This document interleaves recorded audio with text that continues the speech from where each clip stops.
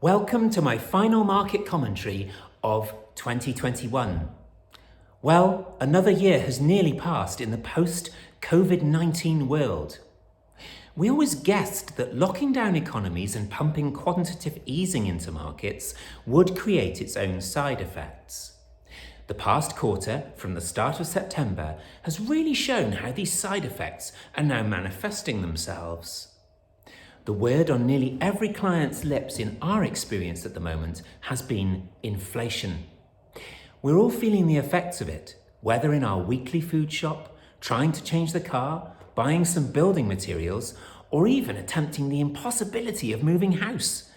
Inflation is becoming a gremlin that we can plainly all see. Now, I alluded to this issue on multiple occasions when we were all back in lockdown. One of the unintended consequences of quantitative easing, or QE, is the ballooning of asset prices, thus sparking inflation. Just to refresh you, the Bank of England embarked on a massive stimulus package known as QE back in the dark days of the pandemic. This action seemed plausible as it dramatically lifted markets at a time that they were in freefall. The challenge with QE is that it is unintentionally unfair on those who go into the crisis with no assets. Those with property, shares and bonds tend to benefit, whilst those without see no such benefit. Inflation then follows as a natural consequence of the asset price rising. Those with assets are usually better shielded, but those without will often struggle. Enter Boris and Rishi with their plan to push up working people's salaries and let inflation erode some of that national debt. This is a fair plan in isolation, but add to this a huge supply chain issue and a lack of transportation globally, and you may have performed the equivalent of feeding the gremlin after midnight. The Bank of England has also proved this month to be somewhat unreliable in their guidance to markets, suggesting that a small rate rise was very likely, then pulling back from this outcome. Markets hate uncertainty. Bonds hate rate rises, but they can usually cope with small incremental rises over a steady period of time. What they can't cope with is potentially rushed rises and lack of clarity. The inflation issue is now global, and it is holding back certain sectors of the market. Here in the UK, the inflation issue will be slightly harder to overlook. We buy in much of our resources and goods. This means that we import inflation with a weaker sterling, and it takes longer to flush inflation back out of the system. This has spooked many UK equities and bonds, thus making it a more challenging quarter for our clients, for their proactive and pro-ethical portfolios. Thankfully, our strict adherence to diversification and negative correlation has really paid off, meaning that none of our client portfolios have lost money this quarter because of performance elsewhere in the world.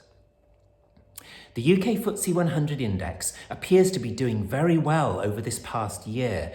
However, a look under the surface will show you that oil stocks enjoyed a rampant recovery due to the great reopening, and certain value stocks have also had a surge in growth. Dig deeper into the UK economy, however, and you will see that many small and medium-sized businesses are really struggling with inflation, supply chain issues, additional taxation worries, and staff cover due to COVID testing of either the staff member or their young children. This is temporarily hurting domestic stocks and funds.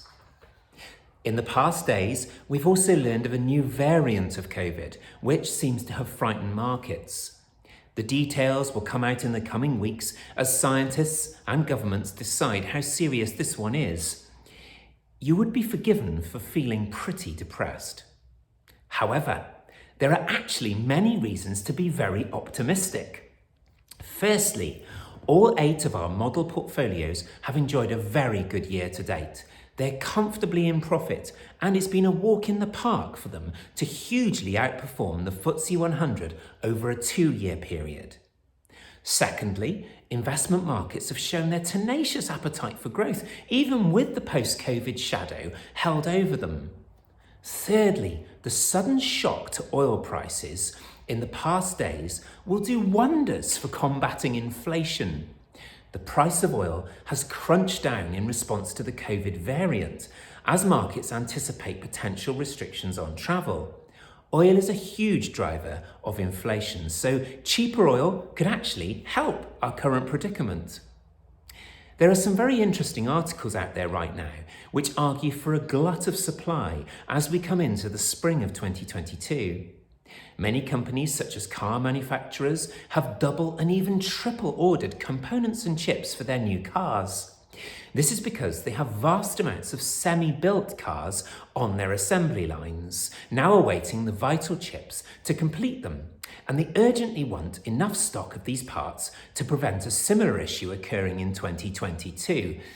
However, it could well be possible that 2021 will not be repeated for a very long time.